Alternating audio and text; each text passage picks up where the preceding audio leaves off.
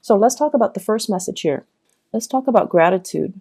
Okay, so what I am seeing here is for many of you, I understand that, the when it comes to work, when it comes to achieving whatever it is that you desire, like getting a job so that you can have a house, and getting a house so that you can invite all the people that you love into the house, having disposable income so that you can buy nice things for your kids, so that you can buy a car and a home for your parents. You have this tremendous sense of loyalty, and I feel like not a lot of people get that about you. They see you as someone who's like constantly on the go, who's darting back and forth, who is very, very ambitious, but they also see you as materialistic. But your sense of materialism isn't just contained to you. You want to take care of the people that you love. Everyone wants nice things, but I feel like for you guys, you do want nice things, but you want to be able to afford a higher standard of living, mainly because you want to be okay. You want to be able to take care of the people that you love. And at the same time, I feel like, especially if for those of you who came from, rags to riches, all your worldly success is kind of like the physical, the tangible manifestation of all the things that you've had to do, all your achievements. It's coming out in a very tangible way. So if you have designer clothes, you want to flaunt it because you have worked your butt off for it. And you feel like, I'm going to flaunt it, damn it. I don't care what people say.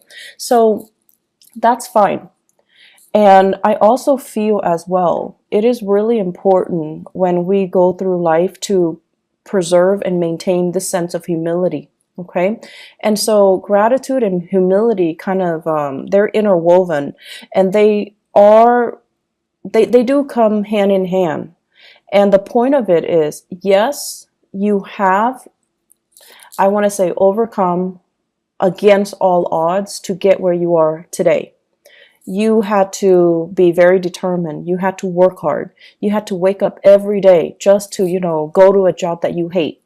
And then through over time, working at that job, gaining more job experience, gaining more, experience in your line of work, you're able to get into a higher paying job, et cetera, et cetera. So that's just the natural progression. And I feel like some of you are kind of lost in the process, and you start to think that, like, I got here based on my pure hard work and my sheer determination.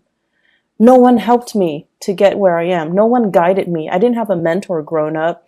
Some of you even, my parents never went to college. They never guided me through that process. So there is this sense of resentment that the environment was not supportive, resentment that you didn't have the guidance and the mentorship, and the things were not handed to you on a silver platter.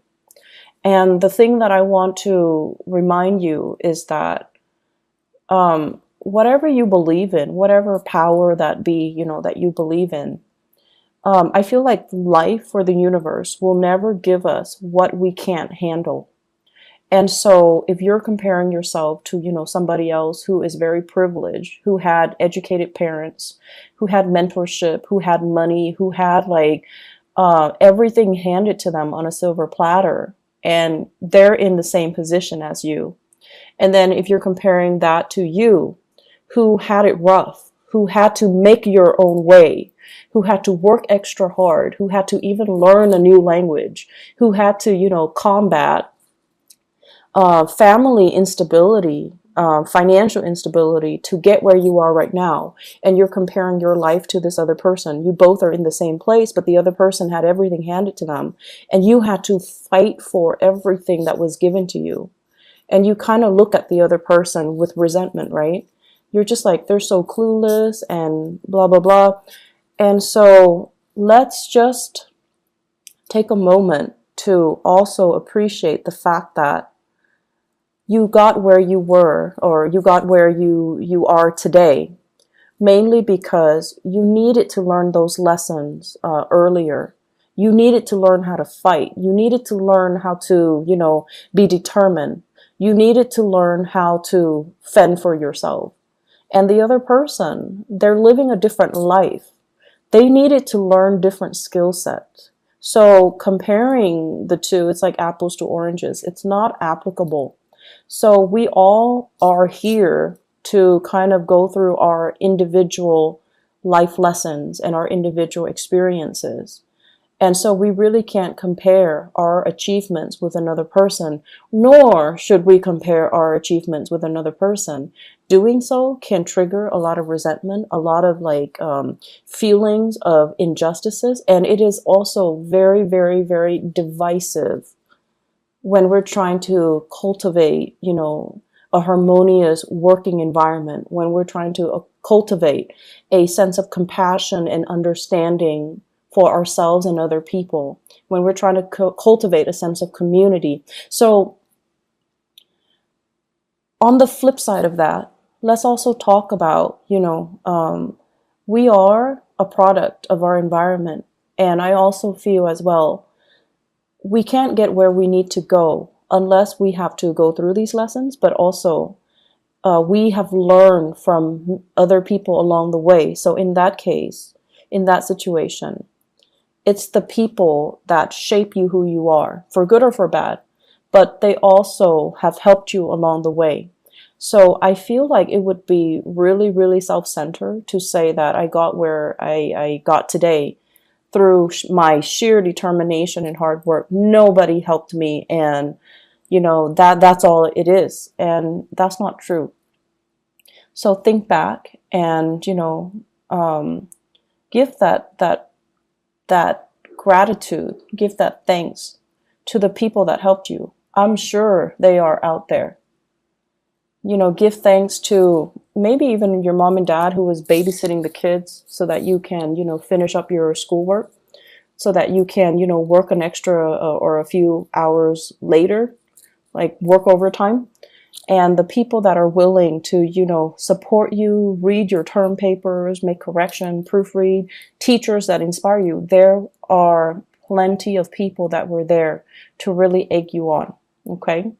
And I also feel for some of you, give that gratitude to yourself for, I feel many of you have made, let's just say in your 20s and 30s, decisions that you should have known better. And this is not to shame anybody, but I feel like you learned lessons the hard way, and you knew that, oh, I shouldn't make that, choice. It's not good for me. But you did it anyways. You had to learn the hard way, and you had to learn it a specific way. And so other people might have coasted through, the 20s and the 30s. They didn't really get themselves bogged down with these problems, but you did. So it took you longer to get where you need to be in relation to the other person. So everything that happens for a reason.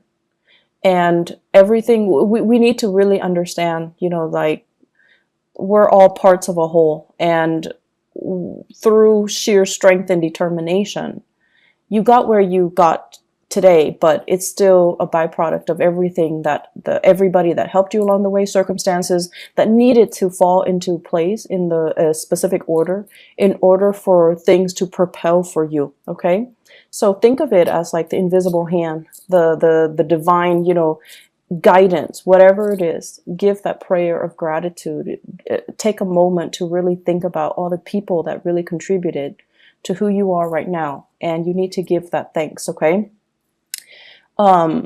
Doing so is going to help you kind of re-embed yourself in this social fabric. It's going to help you feel a little bit less tension and a little bit more at ease with the people around you. Okay. And it's going to also strengthen that emotional bond between you and other people. Okay.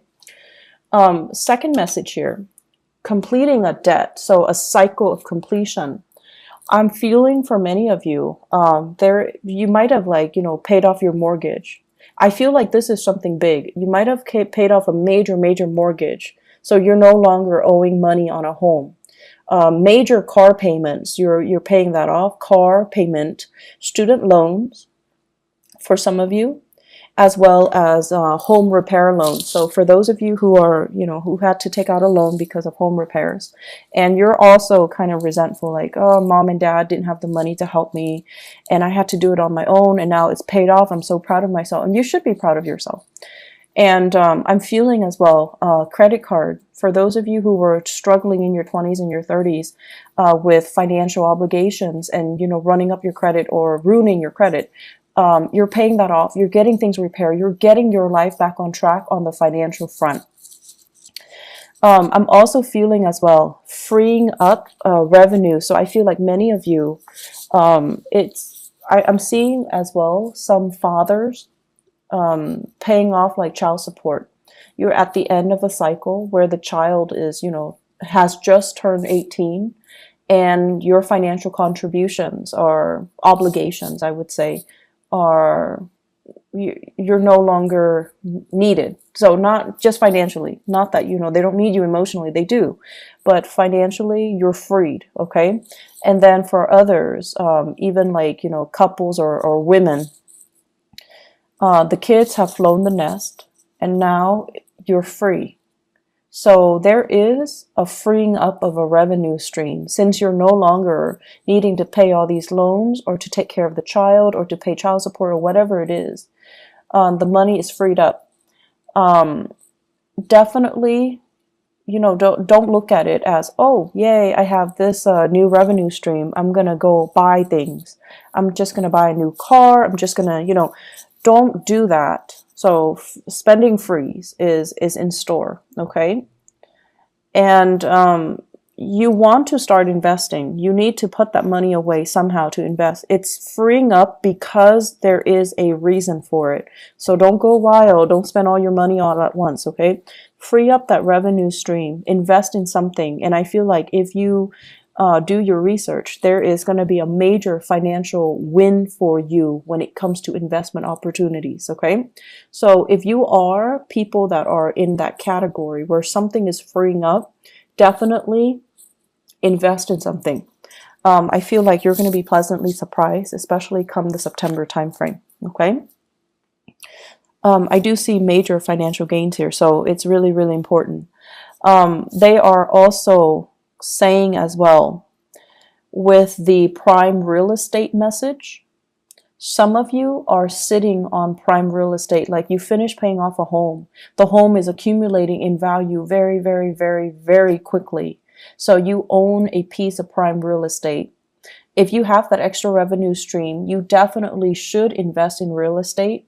You definitely should look into, investment opportunities, buying houses, and even putting that house up for rent and then moving to a different location and buying a property or even renting a property, because your house, the prime real estate, it's so high that whatever residual income revenue you get from renting it is going to pay for the other house. So I feel like you are in a really good position here to kind of, what is that word, like rearrange your living arrangement so that you can benefit from this prime real estate idea concept, okay?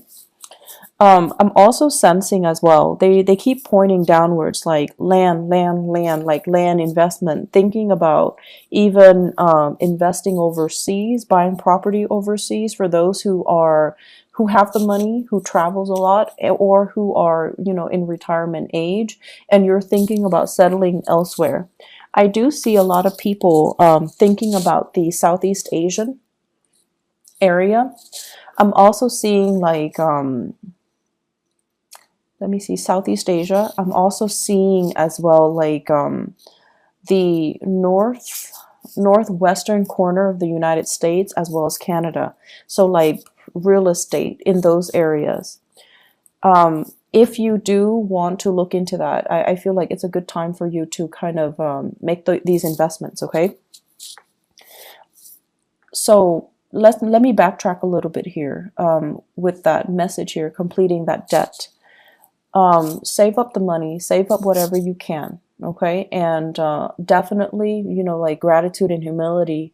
Humility is teaching you, to live a more humble life. So that means curbing your spending a little bit, entertaining people at home and not living your life through social media. Okay, so that basically means, don't have that flashy lifestyle. I don't think there's anything wrong with it, but I feel that if you have any type of inkling that this is empty, this is no longer fun, this is no longer what I want to do, then curb down on that social media presence and reinvest the money rather than, wasting or spending exorbitant amount of money to maintain that lifestyle, to maintain the the designer clothes and, the fast cars. Okay, so I feel that ultimately it's going to leave you very empty, and it's going to leave you financially drained. So what's the point, right? Reinvest that money elsewhere. You're in a really good position right now to think about, how you can live with a lot more gratitude and a lot more humility. Okay, I'm going to jump now. Prime real estate, going back to that message again.